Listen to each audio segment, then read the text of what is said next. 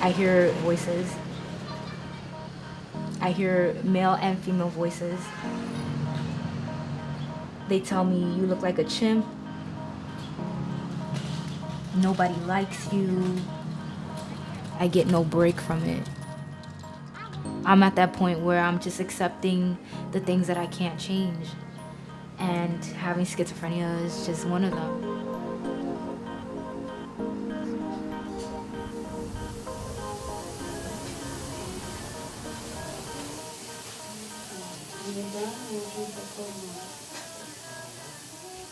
The first episode I had was scary. I didn't know it was an episode.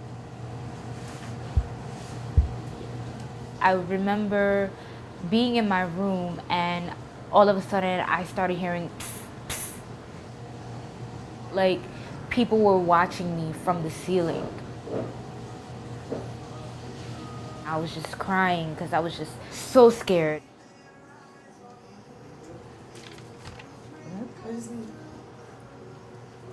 Oh, really? Oh, let me get this to Nene. I thought that once you took the medication, boom, we were good.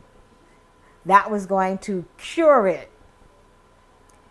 But as I'm finding out, it's still a long journey. I was taking the medication that was prescribed to me by a private psychiatrist. They made me a zombie. I was literally walking and dragging one foot. I was still hearing the voices even on the medication.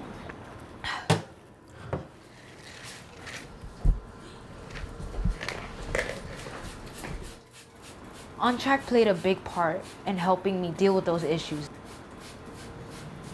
and blossom into what I'm meant to be. Okay, trying to make a perfect fro, but it doesn't want to work. It was about, I'll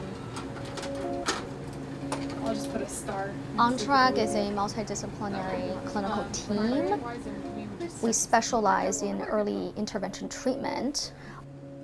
If you treat young people at the earliest stages of this illness, it really drastically reduced the possibility of developing a chronic illness. And all around, they're living better lives.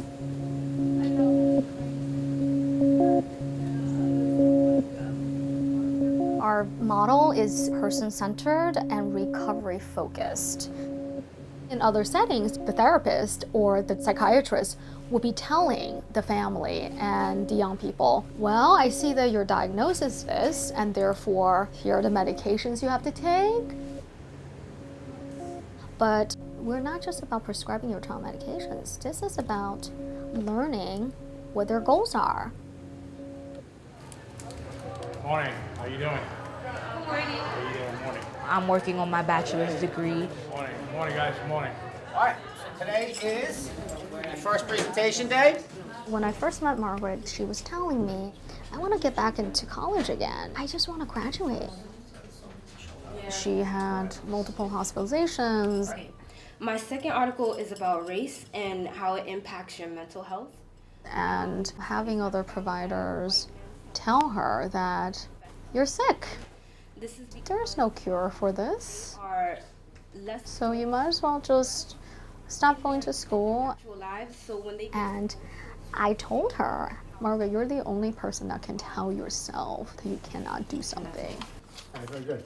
Thank you. Wait. Any questions?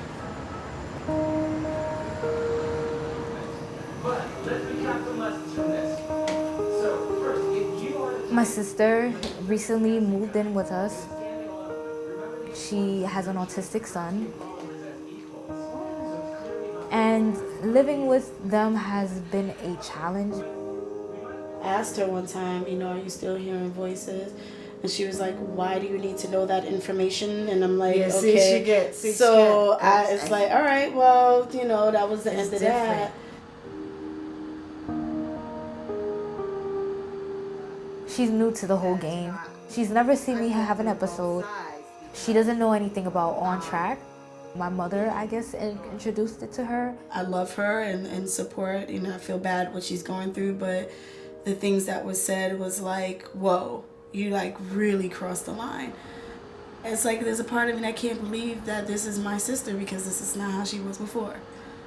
When I came here, knowing that she was struggling with some things and I knew you were busy at work to, you know, be there like that, I thought that I would be a help, not a hindrance. I thought that her and I would bond. She thinks that because we get into arguments is because I'm not taking my medication properly or something like that. So she automatically wants to run to the phone and speak to my therapist.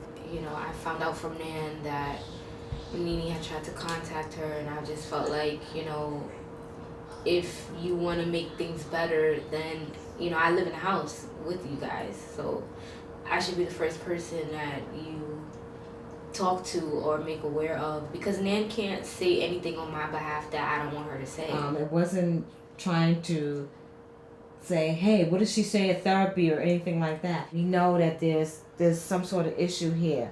What can we do as a family member? Wait, Margie. What can we do as a family member to help Margie? What am I doing as a family member that's wrong? Let me say that, first of all, it's like when you have supposed schizophrenia, it's like you guys are treating me different. You guys are treating me like I'm real special ed right now. I'm still Margie. I'm still a normal human being. Just because I have schizophrenia doesn't mean that it's the reason behind, you know, why I woke up today and I wasn't in a good mood, or why me and Nene get into an argument. When I called Nan was more for my learning process or what's going on, because she is working with Margaret. I'm trying to figure this out. For her to take that step above me, it makes me feel like I'm that special person that needs an advocate to speak for me.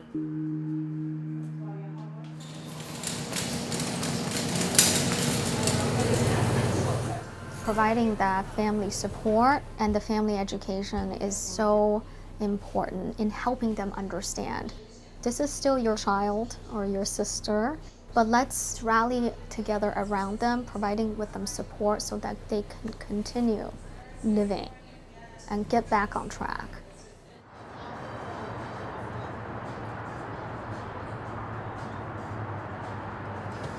In the room for I'm proud of her, you know, because it's not an easy disease to have it, and she openly acknowledges who she is. I'm schizoaffective, meaning I have schizophrenia. I'm bipolar. Flavor Flav.